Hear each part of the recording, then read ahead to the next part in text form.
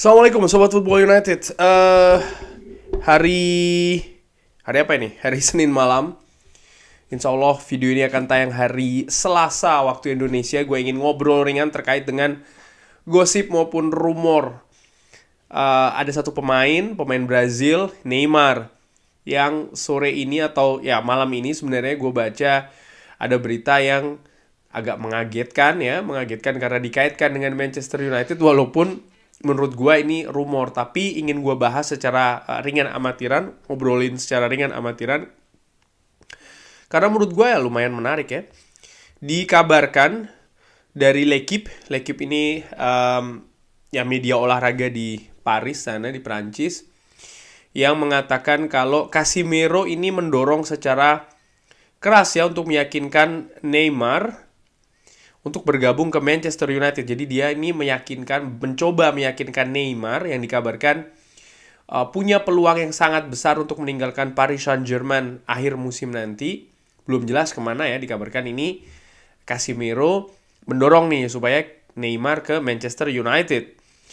Disebutkan juga PSG ini lebih memilih untuk menjual Neymar, tapi bisa juga meminjamkan dengan atau tanpa opsi beli kepada klub yang ingin membayar gajinya. Nah, tapi dari kabar tersebut ditanggapi juga oleh beberapa jurnalis ya.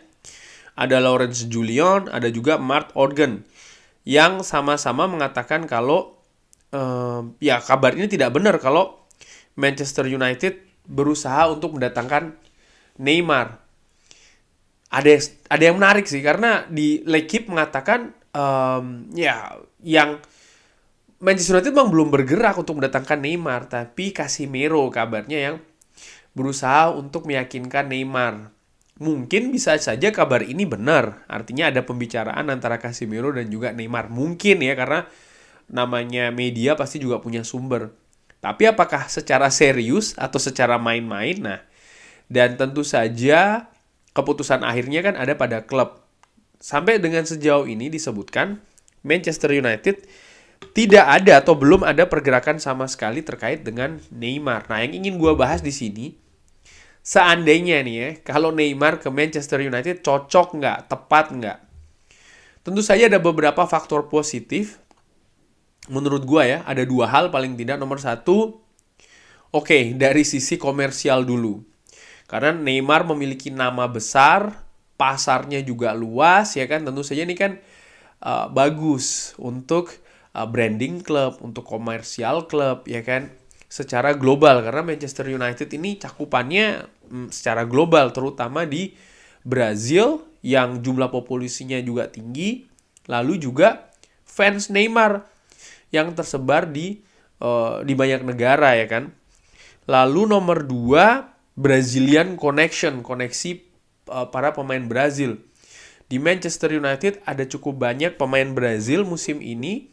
Ada Fred, ada Anthony, dan tentu saja ada Casemiro ya kan, yang mereka sangat terhubung satu dengan lainnya dengan erat. Kenapa ya? Karena sama-sama dari Brazil. Plus pemain-pemain yang juga bisa berbahasa Portugis. Ada Diogo Dalot, ada juga Bruno Fernandes. Ini kan juga menarik karena komunikasi antar pemain ini kan kalau bisa digunakan dengan bahasa yang sama, tentu saja lebih erat.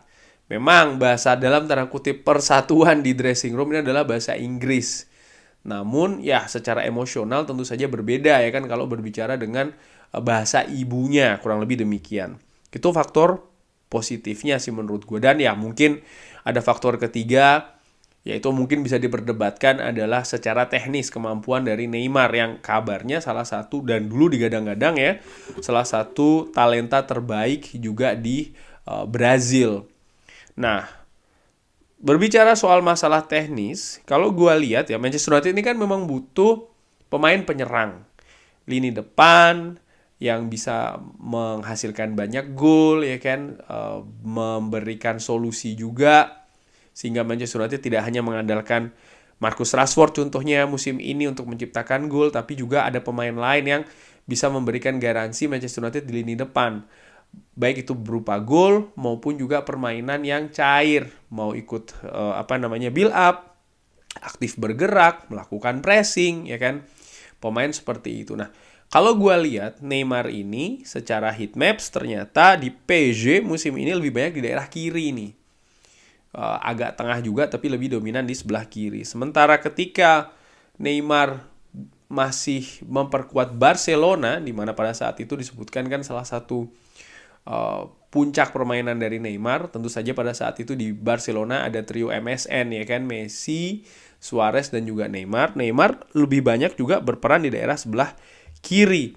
Bagaimana dengan di tim nasional Brazil di Qatar kemarin juga lebih banyak di sebelah kiri. Nah, di mana Manchester United saat ini pemain yang lebih banyak bermain di posisi tersebut tentu saja Marcus Rashford. Berandai-andai lagi, kalau Neymar datang ya mungkin Marcus Rashford opsinya akan lebih didorong di depan, di mana di beberapa kesempatan juga Erik ten Hag memasang Rashford itu sebagai ujung tombak. Tapi ringan amatiran ala gue tetap melihat posisi terbaik Marcus Rashford itu ada di sebelah kiri. Jadi ini bertumpuk dengan posisinya Neymar. Nah, ini merupakan raihan Neymar ya dari sisi gol dan juga assist di dua klub yang pernah dibela dia dari tahun 2015-2016 sampai dengan tahun ini di PSG dan juga di Barcelona. Raihannya cukup mentereng sih ya, baik itu gol maupun juga assist. Artinya apa? Menurut gua memang secara teknis mau dibilang dia bermain di Liga A ataupun seperti apa ya kan, mungkin ada perbedaan kualitas dan lain-lain, tapi gue tetap melihat secara individu Neymar ini punya kualitas yang memang bagus.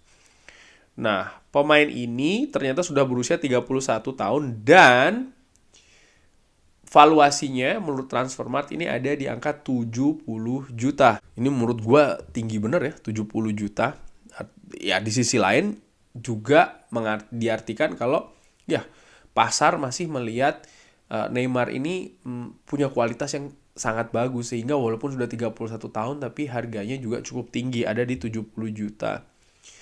Satu hal yang memberatkan menurut gue adalah selain tadi ya posisi yang bertumpuk, lalu juga harga yang tinggi, di mana Manchester United tentu saja ada keterbatasan budget untuk musim depan. Lalu juga catatan cedera dari Neymar ini yang ternyata juga cukup banyak.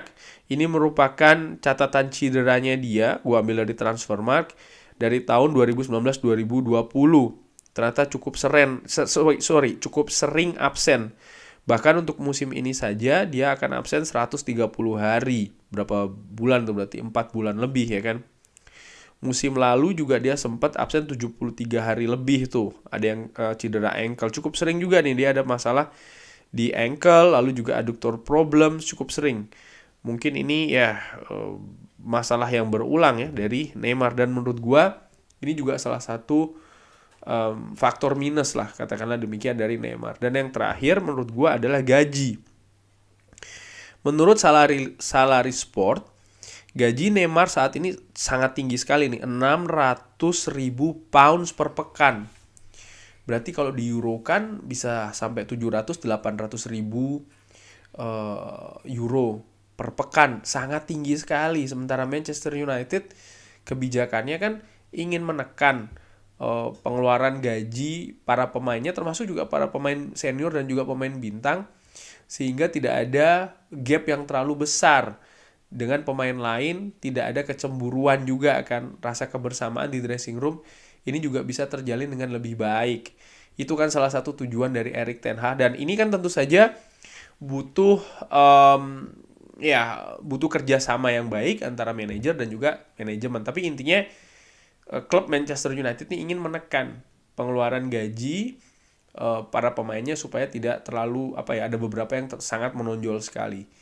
Sementara Neymar gajinya tinggi sekali ini, dan ini menurut gue salah satu faktor yang ya seperti gue katakan ya, faktor minusnya demikian. Nah dari situ menurut gue di beberapa waktu yang lalu gue sempat juga membahas tentang Neymar ini. Ya gue ulangi, kalau menurut gue sih Manchester United tidak butuh pemain ini. Walaupun demikian gue berandai-andai lagi nih, banyak berandai-andainya ya. Kalau seandainya Ed Woodward mungkin masih ada di Manchester United, bukan tidak mungkin sih ini akan digas. Karena dari sisi bisnis sangat menggiurkan loh. Kalau Manchester United artinya ada pemain bintang ya kan, di semacam kayak Neymar di klubnya, penjualan merchandising, lalu juga branding, marketing yang secara global ini kan akan sangat menggiurkan karena um, apa ya, pemain ini punya pangsa pasar yang juga sangat luas gitu loh, dan dimasukkan juga ke klub yang punya pasar juga sangat luas, jadi akan punya double impact dari sisi bisnis sekali lagi. Makanya gue sempat berpikir, wah ini kalau ada Ed Woodward, cuman ya Manchester United nampaknya kan arahnya sekarang berbeda nih, tidak ke arah sana, paling tidak terlihat di musim ini, dan semoga ini bisa konsisten ya merekrut pemain itu bukan karena bisnis semata, tapi memang karena keperluan tim. Karena gue melihat ya kalau Manchester United ini bisa berprestasi, bermain bagus, meraih banyak hasil positif, itu nanti dari faktor komersial akan mengikuti. Jangan dibalik, karena kalau dibalik, komersial yang ditunjuk, yang ditonjolkan, yang didahulukan, prestasi ini sering nggak ngikut. Tapi kalau dibalik, prestasi yang di depan, maka sisi komersialnya sering sekali juga akan ngikut gitu loh. Jadi menurut gue ya ini apa ya, mudah-mudahan arah yang berbeda yang dilakukan oleh Manchester United mulai musim ini. Kurang lebih demikian ngobrol ringan membahas rumor ya. Ini beberapa waktu yang lalu sempat dikabarkan, kali ini diulangi lagi. Malam ini ingin gue bahas secara ringan amatiran bagaimana menurut Sobat Football United. Ada pendapat lain atau pendapatnya sama, apapun itu silahkan drop di kolom komen. Terima kasih sudah menyaksikan, jangan lupa like, subscribe. Wassalamualaikum warahmatullahi wabarakatuh.